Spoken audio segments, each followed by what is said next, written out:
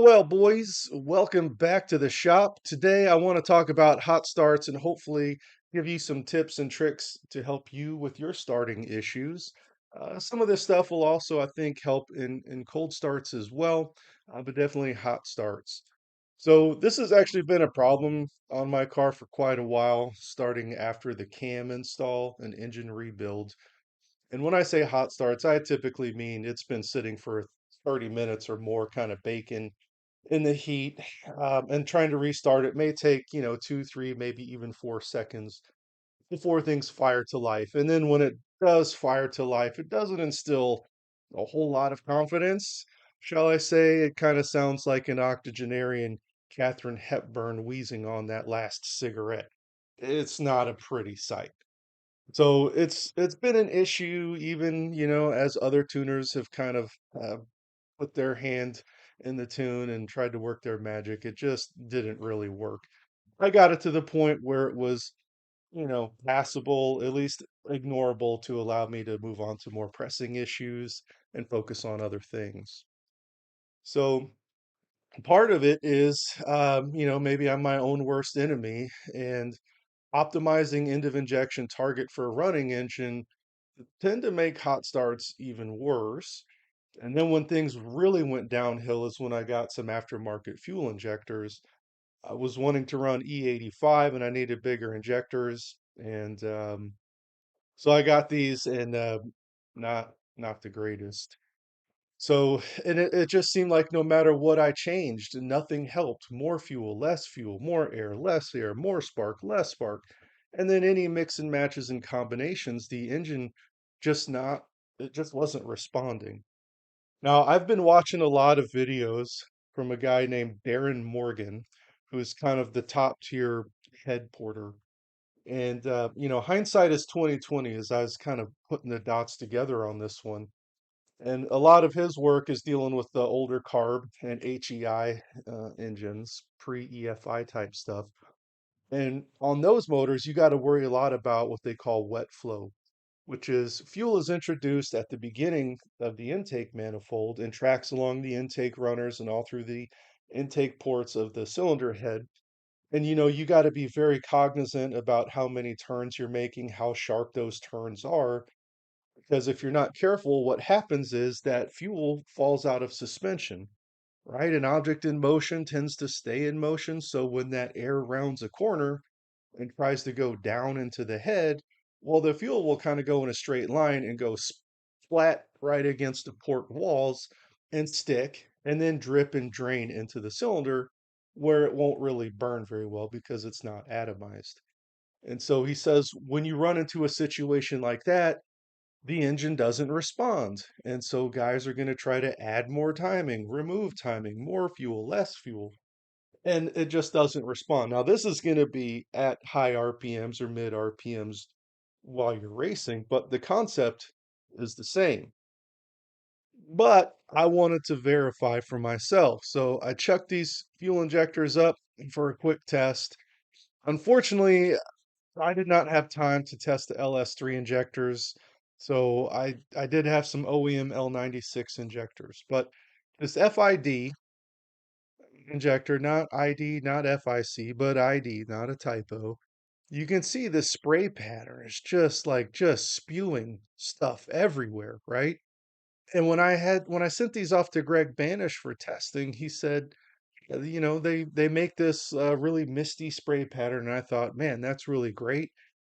That should help atomization, but it did not, right? All it did was just make the fuel stick to the port walls and drip and drain, which is no good compared to this OEM injector, which sprays a laser. And look, you can see it made this cardboard wet down here. And this is what, 2 feet? I don't think it's 3 feet wide, but at least 2 feet. It's spraying like a laser right on top of that intake valve. And by the way, this is brake cleaner and wasn't spraying gasoline or anything. I'm not doing flow testing, right? But so it doesn't matter that the specific gravity is not the same. I just need to get an idea for the spray patterns here. So this is no good. Sure, it moves a lot of fuel, but spray pattern leaves a lot to be desired. So in general, when it comes to injector sizes, bigger injectors will magnify hot start issues where end of injection isn't set up properly. Certainly, the spray pattern's going to make make things even worse. So, as always, quality ain't cheap.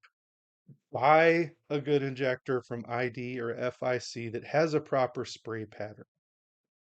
And the reason why I say the injector pulse width is important is because you really want to align that pulse width to the sweet spot of when should you spray. So we'll talk about that right now. So what is the sweet spot? Well, let's think about this. The lowest that the engine will ever be turning is during crank when it's not fired up. And so when you have a big cam, that means your volumetric efficiency, it's terrible. That cam is not capable of moving a lot of air due to overlap and a later intake valve closing angle, and you don't have any exhaust velocity, and so it's not helping to scavenge anything. So we have to be very judicious about when we spray that fuel, or we should be for the best startups.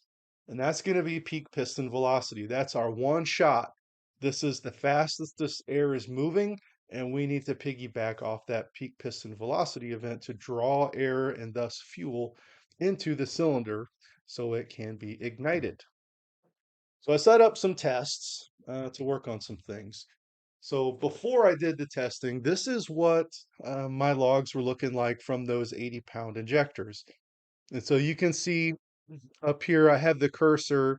I would normally get it right at that corner, right where it starts to flatline, in this case, 85 RPMs. I look at the timestamp and then I move it over to here to where it just jumps up, and that's kind of my metric for how well did this start. And in this case, we're dealing with 2.7 seconds of cranking, which is, embarrassing, right? That's not very good. And we can see down here that in this time, our peak piston, or our, sorry, I should say, our injector pulse width is 5.3 milliseconds.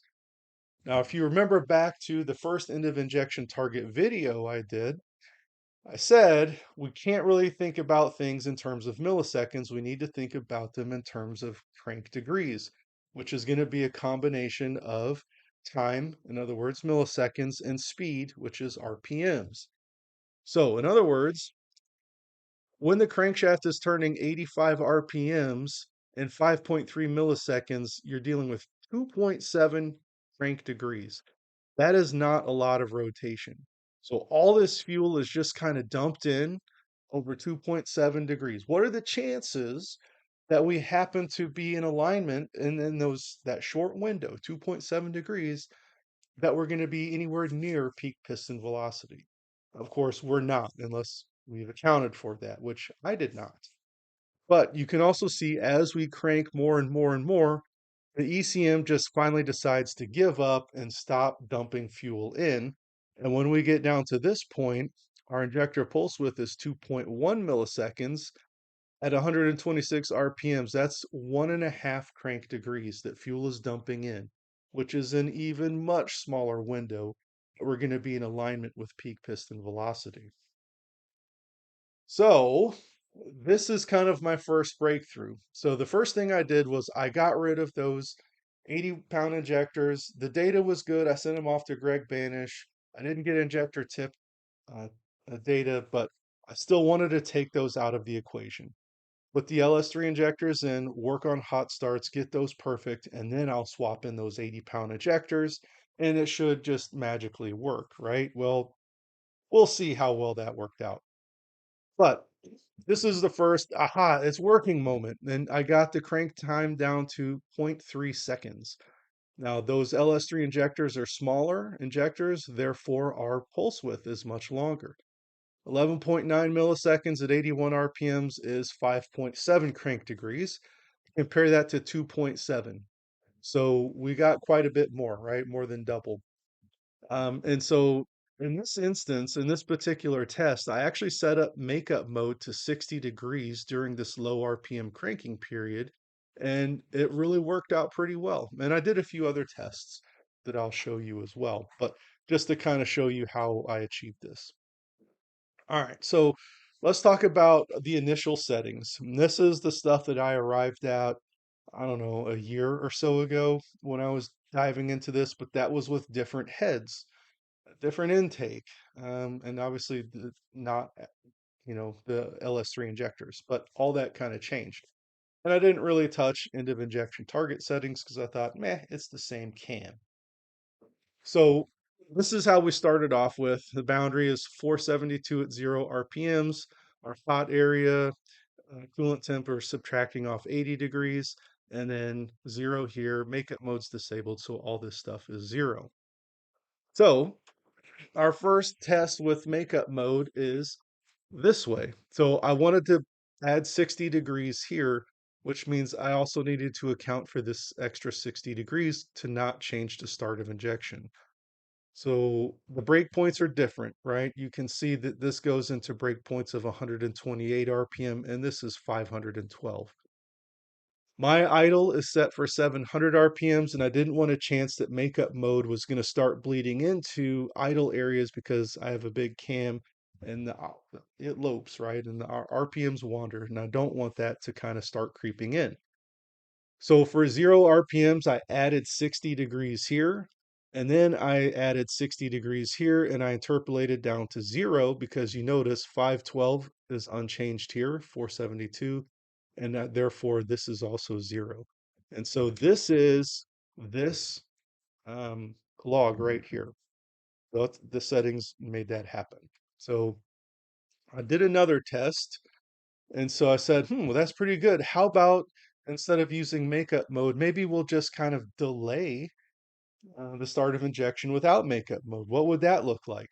Now, this stuff I know is going to be a little bit more advanced. I do plan on making a much more expansive end of injection target video, and I don't even use this method anymore. I've gone away from here, but I just, this is where I was at the time. So what I really wish we could do is have negative numbers in these tables, but we cannot. I think they all go from 0 to 1,024 degrees. So we can't do that. But if I wanted to delay my start of injection for cranking 25 degrees, what would that look like? Well, I have to subtract 25 away from here, and then I have to add 25 to the non-cranking areas. So you can see this is 0. This is the smallest number we can use. And then from 640 on, we're just adding 25 degrees. In this case, for this little section, these were all zeros. But once you get to higher RPMs, these numbers increase. But, just for screenshot size, that's best I could do. And so this would delay at 25 degrees. And I'm going to show you graphs and everything of how this looks. So don't worry too much about pausing and trying to add these numbers up. So just to explain this a little bit more, I did do a little bit of math here for you. We're keeping the boundary the same. This box kind of represents the startup mode, and then this is going to be the running mode. Either way, we're going to be in hotter temps. So we're subtracting 55 from 472. And then in here, we're subtracting 0, which means we're going to be spraying at 417 degrees, which our peak piston velocity for your LS3 is going to be 435. And most LS engines are going to be in this range, about 435 plus or minus. But for the running regions, we can see, hey, we're actually going to be start of injection at 397. So we're delaying 25. What was my math here? Is that right? Whatever. Fourth, no, 417. Oh, yeah. So what is that? 20 degrees? Is my math right? Either way, we're going to graph this out. I'll show you.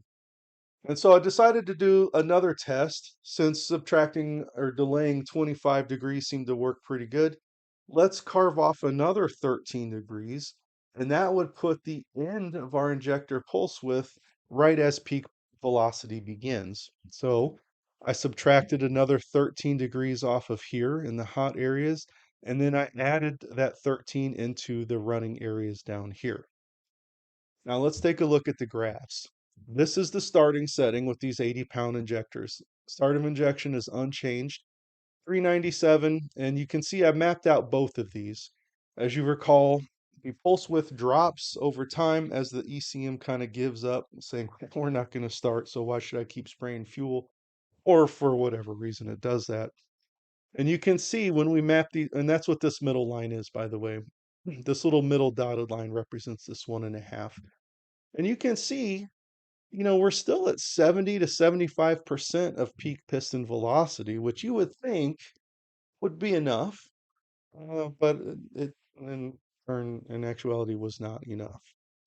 So this is the first test I did where I got success, that zero point 0.3 seconds of startup. And so these little pulses here, this represents makeup mode. I wish I knew exactly how makeup mode work, how many pulses. How does it decide that? When do they occur? Do they occur at the beginning, the end? Are they simultaneously evenly broken up? I don't know. So this is just kind of a visual representation of a guess of we have multiple sprays in here somewhere. And you can see we start out at 70, we go up to 100%, and then we walk it back down to about 92% of peak piston velocity. So this worked out pretty good. In the end, I no longer use this method, but it was just for testing. So then the next test, let's turn off makeup mode and let's delay by 25 degrees. So now we've pushed our start of injection closer to peak piston velocity and we're straddling 95%. This worked out pretty good. And then the final test I did is basically match up the end of injector pulse width perfectly with peak piston velocity. And this also worked out pretty good too. No real difference in performance.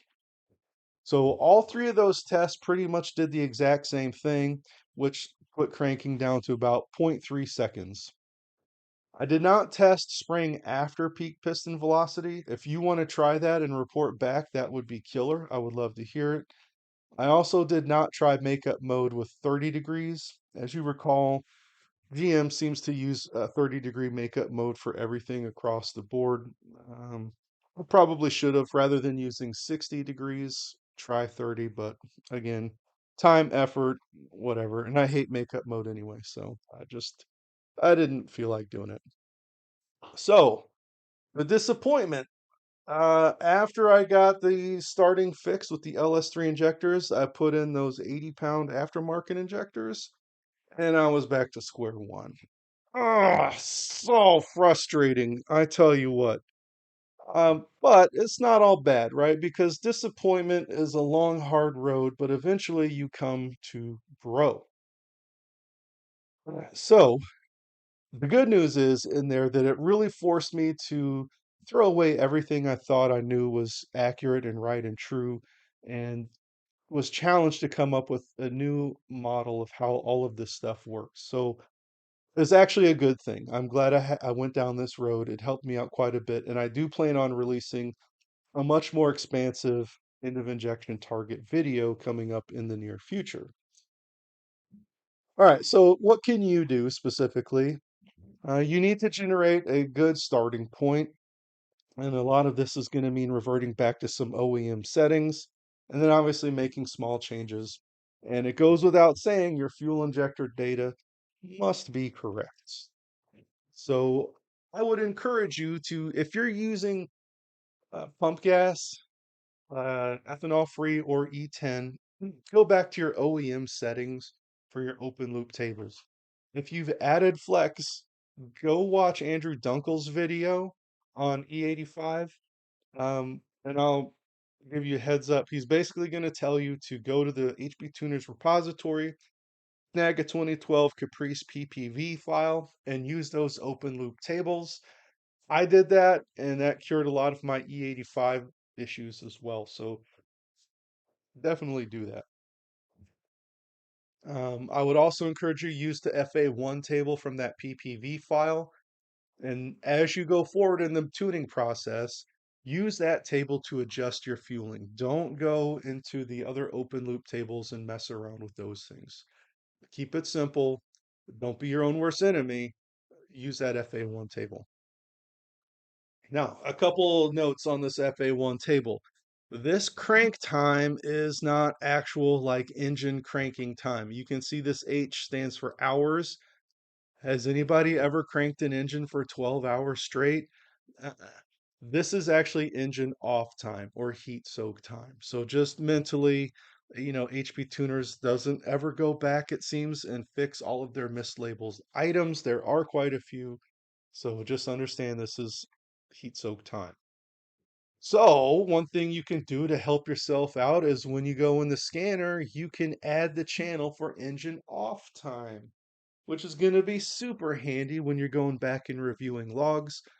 For me, I always had my hot soak restart issues about 30 minutes.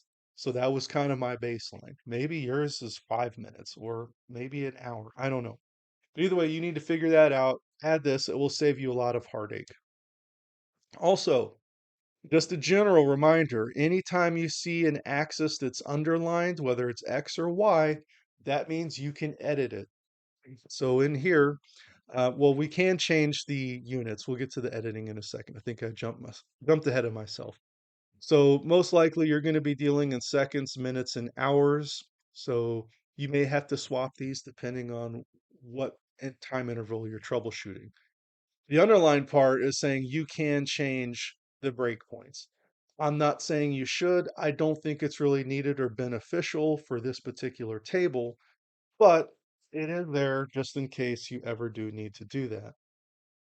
Other things you can do is work on that Spark table. I would encourage you to go out to the repository, get a 2014 Cadillac CTSV file, and use that as a starting point.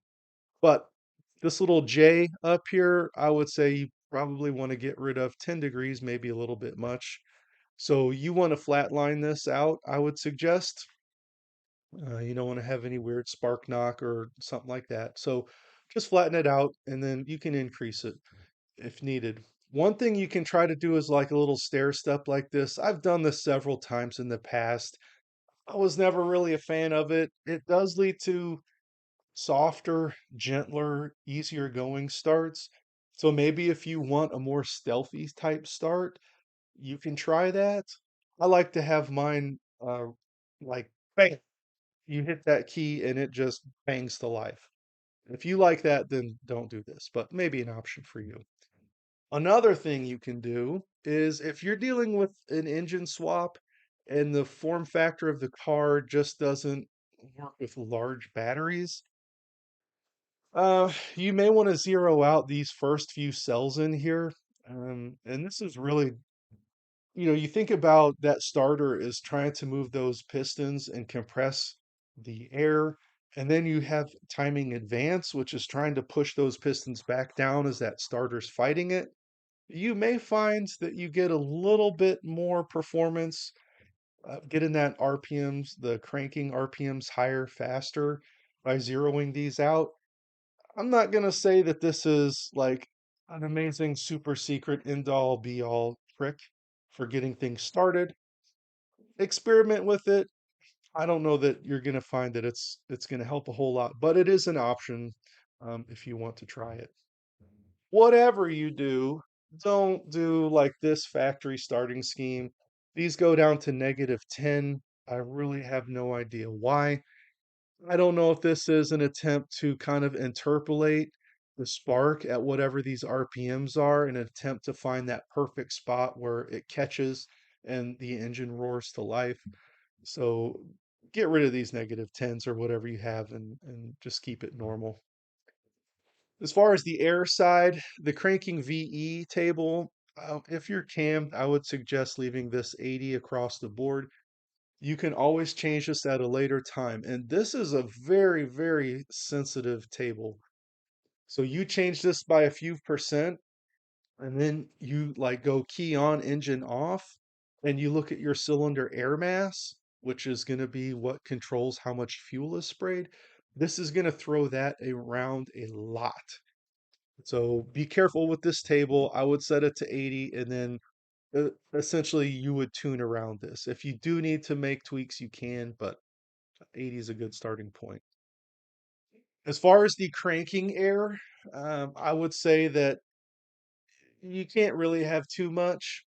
The one thing that I would suggest, this is the hot start area here, and you can see that it walks down and then it levels out down here. This value, whatever you have here in the ending cells, should be the same or a little bit higher than what you have for the amount of air in your minimum final airflow table. So if your minimum final airflow table for your idle is 12 grams per second, this last value better be no smaller than 12. It probably needs to be a little bit higher. And that means your starting area up here, you probably want to multiply 12 by 1.5 or maybe 2 times. So what is that going to be? Like 18 to 24 grams here to start, and then you're going to walk it down. Injector size, use the smallest injectors that you can to achieve the fueling that you need. The smaller the better, in my opinion, for hot starts or any starting really. But I think the important part is get a quality injector with a good spray pattern. Don't make the same mistake that I did. Obviously, we spent the first part of this video talking about how to delay the start of injection and why you should do that so you can get closer to peak piston velocity. Once you get things kind of stable, right? And now all of a sudden your starting issues are mostly cured, right? And you just want to put a fine point on things and get them extra crisp. Here are a few other tables that you can experiment with to make small changes to see how it impacts things. I'm not saying that you should change these, and if you do change them, they should come at the end. Address the real issue with all those other tables that I was talking about, and then once you get it, then you can kind of get picky and mess with this stuff at the end. So just a couple other things. Um, you do need to verify fuel pressure. We talk a lot about proper injector data, but that injector data is predicated on the fact that you have the proper fuel pressure. Injector data is worthless unless you have proper fuel pressure. Also, fuel pressure can get too high, and this happens when you heat soak with that hood closed. Hook up a physical fuel pressure gauge to your fuel rail. Get the car hot, right? Hook the gauge up, close the hood, and hook it up and start it so the fuel pressure gets the pressure back to where it is. And then shut the car off, close the hood, and then come back every few minutes and just open that hood enough, keep the heat in and take a look at that fuel pressure gauge. You're going to be very surprised at how high it gets. Most fuel injectors are going to have a hard time opening, if at all, once you get over 80 psi. Those pintle valves will stay shut. So make sure that you're not over fuel pressuring. And then obviously make sure the fuel pump is priming as well. All right, we're almost done. I do have one other important announcement after this, but I think it's probably time for another free raffle. Do you have any ideas or suggestions on what we could do?